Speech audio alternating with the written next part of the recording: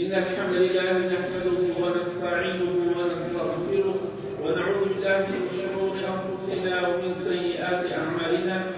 من يهده الله فلا مضل له ومن يضلل فلا هادي له. وأشهد أن لا إله إلا الله وحده لا شريك له وأشهد أن محمدا عبده ورسوله. أما بعد فإن خير الكلام كلام الله وخير الهدي هدي محمد صلى الله عليه وآله وسلم وشر الأمور محدثاتها وكل محدثة بدعة وكل بدعة ضلالة وكل ضلالة في النار. سپاس و ستایش بخواه پروردگار خواه درو مهربان و رحم و فضل و کرم خوی بارانی زور باشی بمان باران امسال. الحمدلله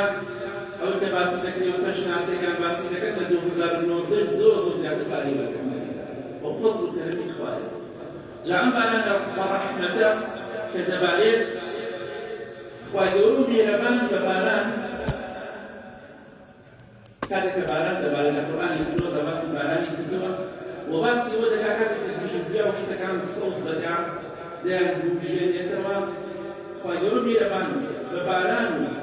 الصوت بوني زبي مردن بيري إيه مدخل فيقولون تفهمي كذا باسي أو ده كبارات دبارة بوجين كانوا دار كانوا همشتكان جوان صوت زبون ده أشوف ده زبي فإذا فمن كذلك نخرج الموتى لعلكم تذكرون. هل يقول شلون؟ أو بارانا أو شتارين الجيل الزميدة إيه مش روجك بيت كروجك مردوكان باران دبارينين لحديث عدو باراني كي زور دباري دواي أو بارانا مردوكان زندو دبنوكو چون گجوگياك لناو خولك أو لناو أو زوية در أتشيه ئێمەش ئاوها بە هەمان شێوە لە ناو گۆڕەکەمان دەردەچێت کەواتە کاتێ بزانە ڕۆژێک دێت من و تۆ ژۆک و گژیگیا سەوز دەبین و لە ناو گۆڕەکەمان دەرئەچین بۆ خزمەتی خوای پەروەردگار کەواتە خوای گەورە دەفەرمێ کەذالکە تخرجون ئێوەش ئاوها دەردەچن بە هەمان شێوە ئین الذی ئەحیاها لمحی المەوتە خوای گەورە مێرەبان دەفەرمێ ئەو خوایی کە گژوگیاکانی سەوز کرد زیندوی کردەوە زەوی سەوز کرد ئەو زەویەی کە مردبوو زیندوی کردەوە ئەو خوایە بەدەسەڵات و بەتوانایە ئاوهاش مردووەکان زیندوو بکاتەوە کەواتە برای بەڕێزم خوشکی بەڕێزم کاتێک کە ئێوە دەڕۆن بۆ گەشت و گوزار بۆ سەفەرە و سیاحەت لەوێ مردنتان بیر نەچێ واز لە نوێژ نەهێنن خوشکەکانتان کچەکانتان خێزانەکانتان واز نەهێنن لە لەچک و لە باڵاپۆشی خوای گەورە و میرەبان ئەو ئافرەتانە ئاوها بەو شێوەیە بە شەرمەزاری بەسەری ڕوت و نەمرێنێ خوشکە بەڕێزەکەم ئەگەر تۆ نەگەڕایتەوە لەو سەفەرەت لەو گەشتت بە سافیرەی مردی چ جوابێکت پێ بۆ لای خوای گەورە برای بەڕێزم هیوادارم خوای گەورە بە غیرەتەوە بتمرێنێ ئاوا بەو شێوە نەتمرێنێ خێزانەکەت لە پێشی سیارەکەەوە سافیرە بێ و خۆشت لەگەڵیا بیت ئاخر شەڕ بن هەردووکتان وا دەزانی خێزانە سافیرەی لە قیامەتە تۆ ڕزگارەتە بێ مردنت لەبیر بێ ئەو بارانە با مردنت بیر خاتەوە کاتی ئەو گیایەت بینی ئاوا سەوز بووە بەڵێ ڕۆژێکیش دێ من ئاوا لە گۆڕەکەم دەردەچم ئایا چین بۆ ئەو ڕۆژە ئامادە کردووە دەی خوای گەورە بیرمان دەخاتەوە مەڵێ کاکە منەچم بۆ سەفرە مردنی چی خوای گەورە دەفەرمێ ئێوە ژووک و گژوگیاکان سەوز ئەکەین و دەرتان دەهێنن ناو گۆڕەکە ئەمە خوا دەفەرمێ ئەبێ لە بیرت بێن نوێژەکەت نەفۆتێنی داپۆشراو بە بە حەیا بە شەرم بە سەتەها پیاوی بێگانە با سەیری قژ و سینگ نەکە شەرم لە خوا بکە لە خوا بترسە ڕۆژێ دێ بەخوا لە ناو گۆڕا بەخوا کەپست ئەکەن ئایا چیت بۆ ئەو ڕۆژە ئامادە کردو بەداخەوە ڕوو دەکەمە زۆربەی خەڵکی کوانێ کاریگەری عیبادەتەکانی ڕەمەزانمان کوا ئەو ڕەمەزانێک کە عیبادەتی خوامان کرد نوێژمان کرد ڕۆژوومان کرد تەراویحمان کرد عیبادەتمان کرد خۆمان لە خواردن و خواردنەوە گرتەوە بەڵام کوا کاریگەرەکەی لەسەرمان ماوە هەیە ڕۆژی جەژن کاریگەریکە لەسەر لە مەوازی لە نوێژ و عیبادەت و باڵاپۆشی هێنا بەڕاستی زوو لە بیرمان چوو ئێمە چۆن بووین لە ڕەمەزانە و ئێستا چۆنین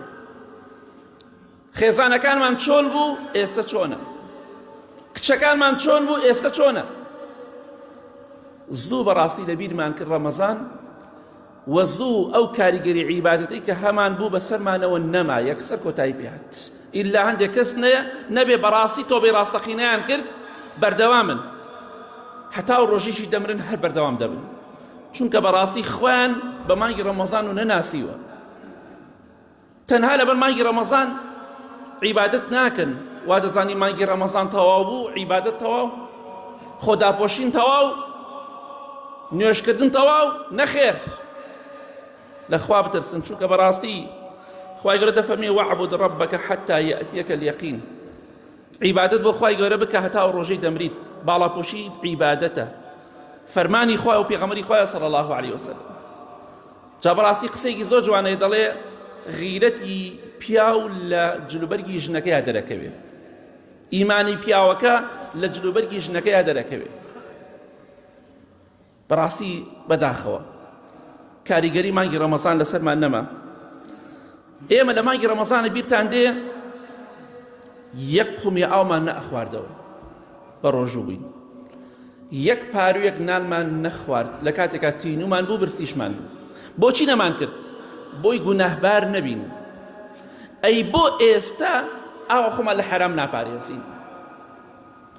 ئەی باشە ئەو کاتێککە نوێژ دەکەی خوشکە بەڕێزەکەم بۆ خۆت دائەپۆشی و ئەزانی بەس مانگی ڕەمەزان و کاتی نوێژە بێ خۆت داپۆشی خێزانەکەت ئەبێ هەر بۆ شێوە خۆی داپۆشێ بڕۆ ئێستا دوای جومعە و ئێستش بڕۆ ئەو دەشتا بە هەزارەها کەس پیاو هەیە پیاو نێر نوێژەکانیان فەوتانەوە نوێژی جومعەش ناکەن بە هەزارەها بە ملیۆنەها ئافرەت ئەبینی بەداخەوە لە شوێنەکان هەر هەمووی سافیرە ئیلا کەمێکی نەبێت لە چکی فڕێدا و قژی ڕەنگ کردووە و قژی هەڵەتەکێنێ و قژی بەئەدا پەنا بەخوای گەورە خەڵکی خۆی و خەڵکی تووشی گوناه و تاوان دەکات و پیاوەکەش بەخوا دڵنیا بە مردی بەڕێز بەخوا دڵنیا بە لە ڕۆژی قیامەتە محاسەبی قورس لەسەر توش دڵنیا بە لەوە داپۆشراو بن بە حەیا بن بە شەرم بن وەکو نەنگ و داپیری ئێمە کاتی خۆی دایکمان چۆن با ئێمەش ئاوا بین ئەوەی ئەوان تەواو بوون نەکەوەی ئێمە ئەوان بە شەرم و بە حەیا بوون خۆمان بینیمانە زۆرێکمان کاتێککە ئاویان نەخواردەوە بە تەمەنەکان لای پیاوشتا ئاوا ڕوویان وەرەگێڕام جا ئاوەکەیان نەخوارد ئەوە دایک و نەنکی ئێمە بوون نەک ئەمانەی کە ئەمڕۆ هەڵەپەڕن ڕەش بەڵەکەکەن با لە خوا بترسین کاریگەری مانگی ڕەمەزان با بەسەرمانەوە بمێنێ یا ڕەبی خوا لە گوناهەکانمان خۆشبی لە گوناهی دایک و باوک و مردوەکانمان خۆشبی خوا گیان ئاخرمان بەخێر بگێڕی ئامین ئامین ئامین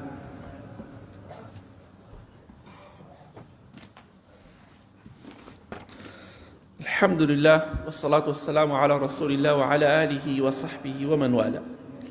خواهی گەورە میهرەبان ئەم بارانە بە ڕەحمەتی بۆ باراندی الحمد لله ئەم هەموو کانی و ڕووبارە بوژانەوە ئەگەر سپاسی خوا نەکەین لەسەر ئەم نیعمەتە هەم بە قسە و هەم بە کردەوەیش هەم پێویستە بە قسە و بە کردەوە سپاسی ستایشی خوای پەروەردگار بکەین چونکە لئین شەکەرتم لەئەزیدەنەکم خوای گەورە دەفەرمێ ئەگەر ئێوە سپاسی خوا بکەن خوا ناز و نیعمەتەکانتان بۆ زیاتەکە ئەگەر پێت خۆشە ناز و نیعمەتەکانی خوا بەسەرمانەوە زیاتر بێ پێویستە سپاسی خوا بکەین حەمد و سەنای خوا بکەین بەردەوام پارمان لەبیر چوو پارەکەمان لەبیر چوو چیمان بەسەرا هات جاری وایە چەندەها تەکلیف لە چەند تەنکەرە کرد هەندێ ئاوت بۆ بێری بەخوا کاکە سەرت نایە جاری بەخوا وعدم بە خەڵ زۆر داوە کاکە بۆ خاتری خوا ڕجاوت کاتەکەن مەمنونتم بەس تۆزێ ئاوم بۆ بێنە ئاومان لێ بڕاوە بەخوا کاکە گیان ئاو نییە چی بکەم دەستم ناکەوێ بیرتان چوو هەمووتان تەکلیفتە ئەو تەکلیفەتان نەکرد زۆربەتان لە تەنکەرەکان حەتا مەمنونی ئەبی بە پارە نیو تەنکەری ئاوت بۆ بهێنێ بۆ نەزوو لە بیرمانە چی ئەم شتانە چەنەها جار بە کۆڵانەکانە سیارە دەسۆڕایەوە سیارەی غاز گشتی ناشکرێک دەی خوا دەنگت ببڕی ئەو خوا دەنگی بڕی و تەواو بێزار بوون دەئیسە مەمنونی ئەو دەنگە بێتە کۆڵانەکەت بۆ دوای ژەڕاکی ئێمە کێشەکەمان ئەوەیە هەرچی دێتە بەردەمان شەقی تێڵەدەی ئەی خوای گەورەش بە هەموو شتێ تەعزیبمانەدا چونکە شکر و سپاسی خوا ناکەین بە پێی پێویست خوای گەورە دەفەرمێیە قل أرأيتم إن أصبح ماؤكم غورا فمن يأتيكم بماء معين. أي پێغەمبەری خوا صلی الله عليه وسلم بە خەڵکی بڵێ ئەگەر خوای گەورە ئاوەکە بەرێتە خوارەوە ڕۆ بچێ بە ناو زەویا و ئاو بباتە خوارەوە، کێ هەیە ئاوی سازگار و جوان بۆ ئێوە دەربکات؟ کێ هەیە ئاوی شیرین بۆ ئێوە دەربکات؟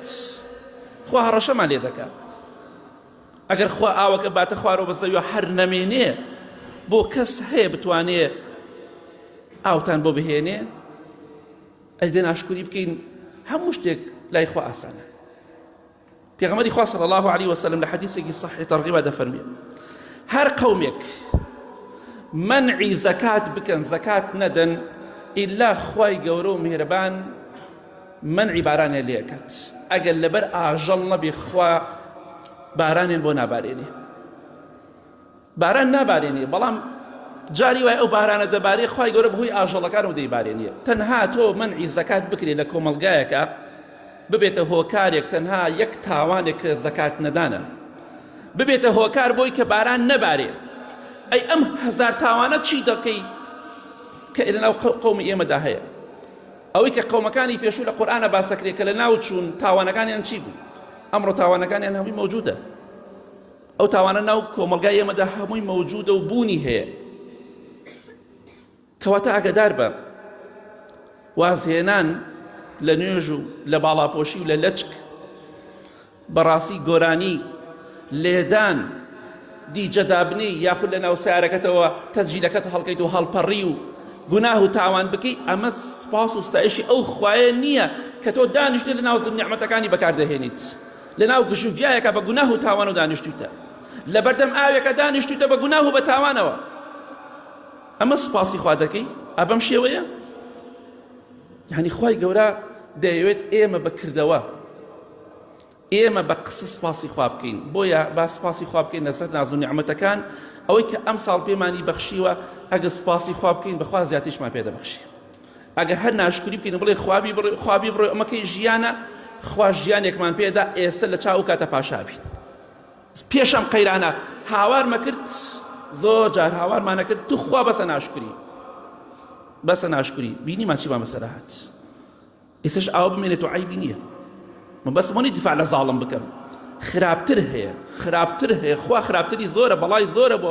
میلەتەکان و گەلەکان. بڕۆسەی قەومەکانی پێشووکە خوای گەورە هەنێکی هەر بە ئاگر سووتان، هەر بە ئاگر سووتاننی، هەنێکی غەرق کرد، هەنێکی بە زەویا بردە خوارەوە. ئەوە خراپترەیە. ئەمە ئێستا خراپترەیە 94 و 95. بیرمان دێخۆ زۆرێکمان. برای بەڕێزم سپاسی خوا بکەن. ئەوەی زاڵمە لە دنیا و لە قیامەت زەلیل و ڕسوا و سەرشۆڕە. تۆ سپاسی خوا بکە، بەخوا ڕۆژێ دێوە بەرچاوی تۆ خوای گەورە ئەو زاڵمە لوت ئەشکێنێ و ڕسوای گەوێ خەت ناواگری جەهەنەمەوە. بێباک بە، بەس تۆ سپاسی خوا بکە. هەر کەسێکیش مافتە خوا دڵنیابە لە دنیا و لە قیامەت زەلیلە. اللهم اغفر للمؤمنين والمؤمنات والمسلمين والمسلمات الأحياء منهم والأموات من أهل السنة والجمعة والجماعات. يا ربي خوايا الشفاء نخوشكان من بدي، خوايا أواني لنا خوشخانة كانوا لمالا ونخوش شفاء بدي، خوايا بتعبتي أواني دعاء خير عن كدو خوايا شفاء بدي، خوايا لش عن ساخكي، خوايا هي مني وآرامي ولات من بباريزي، خوايا أم ولات الزل هي زانش، خوايا لوتيان بشكيني يا رب العالمين، خوايا لم شر بلا ابمان باريزي ولات من بباريزي يا رب العالمين. آخر من بخير بجيري نيوج رجوع عبادة ما لي قبول كي خوايا باراني برحمة ما زيادة ببارينا يا رب العالمين. آمين آمين آمين. وصلى الله على محمد وآله وصحبه أجمعين.